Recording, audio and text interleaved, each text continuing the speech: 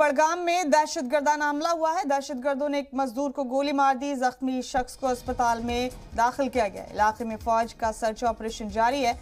हिफाजती दस्तों ने पूरे इलाके को मुहासरे में ले लिया। बड़गाम में भी एक मजदूर को गोली मार दी दहशतगर्दों ने। पूरे इलाके को सिक्योरिटी फोर्सेस ने मुहासरे में लिया है। जख्मी शख्स को अस्पताल में दाखिल किया गया है। बड़ा अपडेट इस वक्त का आप देख रहे हैं।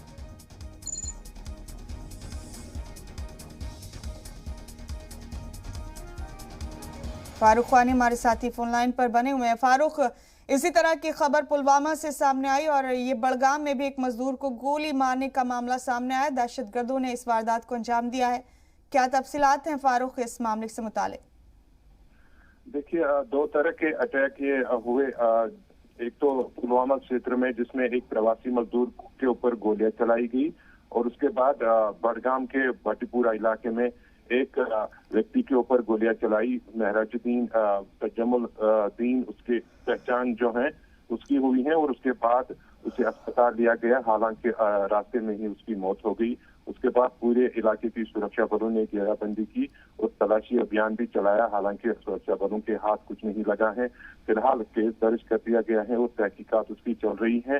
दो तरह के अटैक इस पुलवामा क्षेत्र में भी प्रवासी मजदूरों को जब गोलियां चलाई गई वो गंभीर रूप से घायल हुआ। उनका ट्रीटमेंट फिलहाल चल रहा है।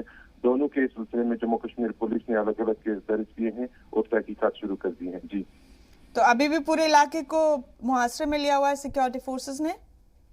देखिए, जो सर्च ऑपरेशन कल रात शुरू किया गया था वो खत्म हो चुका है और दोनों तरफ से दोनों जगहों पे जो ऑपरेशन चलाए जा रहे थे बड़े पैमाने पर जम्मू कश्मीर पुलिस और सुरक्षा बलों की ओर से काफी मशक्कत के बाद कुछ हाथ नहीं लगा जम्मू कश्मीर पुलिस को। हालांकि केस दोनों तरफ से रजिस्टर किया गया है और पूछताछ के सिलसिले में कुछ लोगों को जो है हिरासत में दिया गया है। उनकी पूछताछ फिलहाल चल रही है और केस को मजीद आगे बढ़ने से कुछ और भी अभी जम्मू कश्मीर पुलिस जो है इस मामले को देख रही है और कुछ चीजें भी खंगाल रही है, जिसके बाद जानकारी जो है वो सामने जो है पुलिस साझा कर सकती है। जी, शुक्रिया फारूक, आपका इस खबर पर जुड़ने के लिए बहुत शुक्रिया।